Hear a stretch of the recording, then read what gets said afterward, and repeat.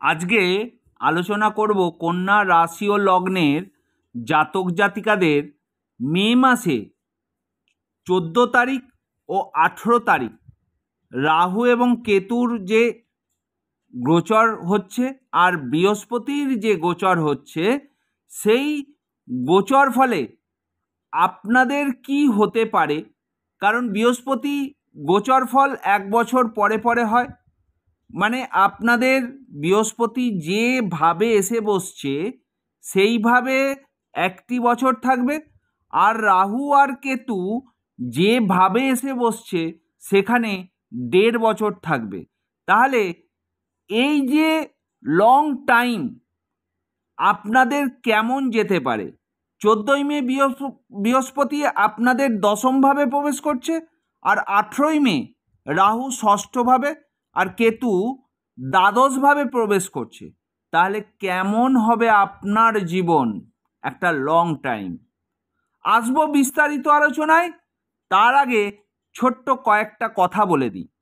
এটা কারুর personal birth চার্টের প্রেডিকশান নয়, এটা কারুর বার্থ চার্টের গোচর ফলের প্রেডিকশান নয়, এটা সম্পূর্ণ গ্রহের গোচরগত ফলাফল। আপনারা যদি আমার চ্যানেলে প্রথম হয়ে থাকেন তাহলে চ্যানেলটিকে অতি অবশ্যই সাবস্ক্রাইব করে দেবেন, বেল আইকনটিকে প্রেস করে দেবেন, যাতে আগামী দিনে কন্যা রাশি ও লগ্নের জাতক জাতিকাদের জন্য কোনো ভিডিও ছাড়লে প্রথম নোটিফিকেশানটি আপনার কাছে পৌঁছে যায়। আর যারা আমার চ্যানেলটিকে সাবস্ক্রাইব করে নিয়মিত ভিডিও দেখছেন তাদেরকে জানাই অসংখ্য অসংখ্য ধন্যবাদ। কেন অসংখ্য অসংখ্য ধন্যবাদ? কারণ আপনাদের লাইক, আপনাদের সাবস্ক্রাইব আমাকে আরও নতুন নতুন ভিডিও, আপনাদের জন্য নতুন নতুন ভিডিও তৈরি করার অনুপ্রেরণা যোগায়। তাহলে এবার ফিরে আসি বিস্তারিত আলোচনায়।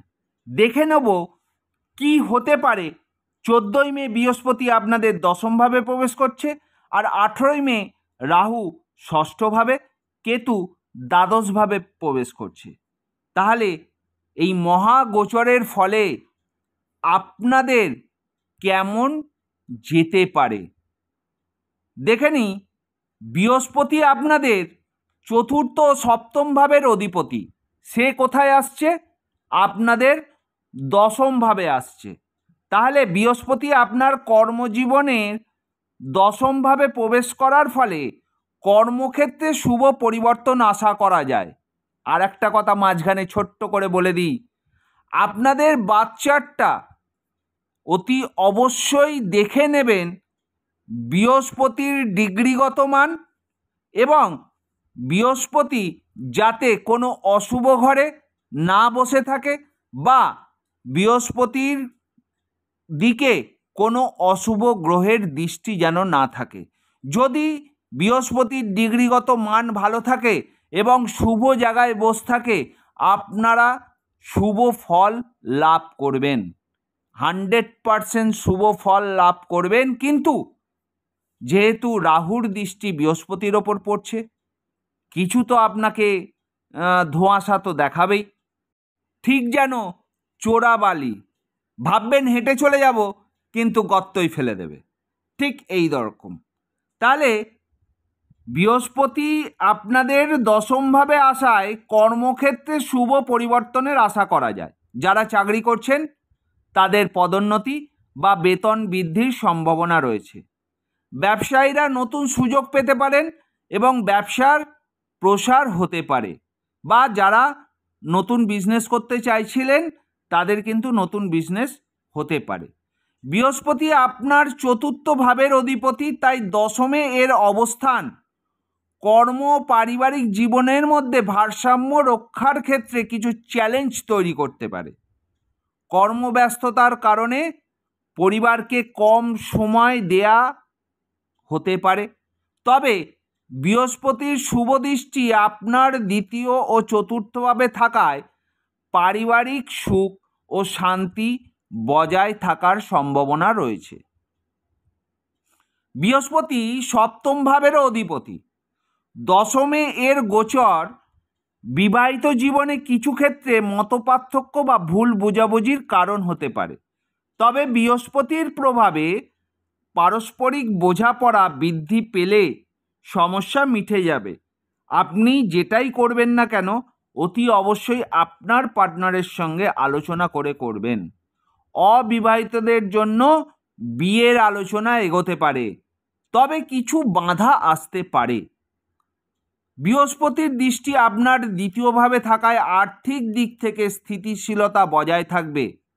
নতুন উপার্জনের সুযোগ আসতে পারে এবং সঞ্চয় বৃদ্ধি হতে পারে। এবার রাহু আপনাদের ষষ্ঠভাবে বসছে, তাহলে রাহু আপনার ষষ্ঠভাবে প্রবেশ করায় প্রতিযোগিতামূলক পরীক্ষা বা ইন্টারভিউতে সাফল্য লাভের সম্ভাবনা বৃদ্ধি পাবে। আইনি ঝামেলা থেকে মুক্তিও পাওয়া যেতে পারে। ষষ্ঠ ভাব রোগ ও স্বাস্থ্য সম্পর্কিত। রাহুর প্রভাবে স্বাস্থ্য নিয়ে কিছুটা উদ্বেগ দেখা দিতে পারে। পুরনো রোগ মাথাচাড়া দিয়ে উঠতে পারে বা নতুন স্বাস্থ্য সমস্যা দেখা দিতে পারে। তাই এই সময় নিজের স্বাস্থ্যের প্রতি যত্ন নিন, বা স্বাস্থ্যের কোনো কিছু প্রবলেম হলে অতি অবশ্যই ডাক্তারের পরামর্শ নিন। ষষ্ঠ ভাব রাহুর অবস্থান ঋণ সংক্রান্ত বিষয়ে কিছু জটিলতা সৃষ্টি করতে পারে। শত্রুরা মাথা চাড়া দিয়ে উঠতে পারে, তবে আপনি তাদের মোকাবিলা করতে সক্ষম হবেন। রাহুর দৃষ্টি আপনার সপ্তমভাবে পড়ায় বিবাহিত জীবনে ভুল বোঝাবুঝি বা অশান্তি সৃষ্টি হতে পারে। যারা ব্যবসা করছেন তাদের অংশীদারিত্ব ব্যবসা পার্টনারশিপে ব্যবসা করছেন, তাদের মধ্যে আপনাদের পার্টনারের সঙ্গে আপনার কিছু সমস্যা দেখা দিতে পারে। কেতু দ্বাদশভাবে গোচর করছে আপনাদের, তাহলে কেতু আপনার দ্বাদশভাবে প্রবেশ করায় আপনার ঠাকুর দেবতার ওপর ঝোঁক বাড়তে পারে। তীর্থযাত্রা হতে পারে। ধর্মীয় স্থানে ভ্রমণের যোগ কিন্তু রয়েছে। দ্বাদশ ভাব ব্যয়ের স্থান। কেতুর প্রভাবে অপ্রত্যাশিত খরচ বাড়তে পারে, তাই আর্থিক বিষয়ে সতর্ক থাকা প্রয়োজন। দ্বাদশ ভাব ঘুমের অভাব বা মানসিক উদ্বেগের স্থান। কেতুর প্রভাবে এই ধরনের সমস্যা দেখা দিতে পারে। আপনার স্বাস্থ্যের সমস্যা দেখা দিতে পারে, কেমন ঘুমের অভাব হতে পারে, মানসিক টেনশন থাকতে পারে। কেতুর দৃষ্টি আপনার সপ্তমভাবে পড়ায় সম্পর্কের ক্ষেত্রে বিচ্ছিন্নতা বা দূরত্ব অনুভব হতে পারে। ভুল বোঝাবুঝির কারণে সম্পর্ক অবনতি হওয়ার সম্ভাবনা থেকে যায়। তাহলে এই যে আপনাদের যে তিনটে গ্রহের মহাগোচর হচ্ছে, পারিবারিক ও ব্যক্তিগত জীবনে কিছু চ্যালেঞ্জের সম্মুখীন হতে পারেন, স্বাস্থ্য বিষয়ে সমস্যা হতে পারে, ব্যয় বৃদ্ধি এবং সম্পর্কের ক্ষেত্রে ভুল বোঝাবুঝি দেখা যেতে পারে। এটাই কিন্তু মেন। এবার প্রতিকার সম্বন্ধে বলি।